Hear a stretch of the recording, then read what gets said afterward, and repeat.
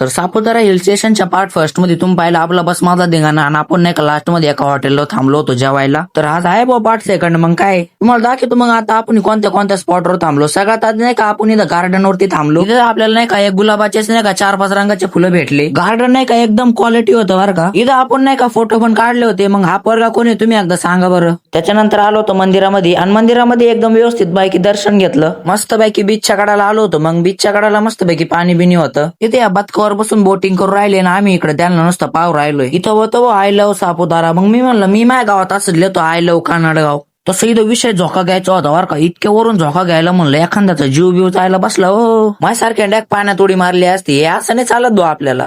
Gear नाही टाकायचे त्याला.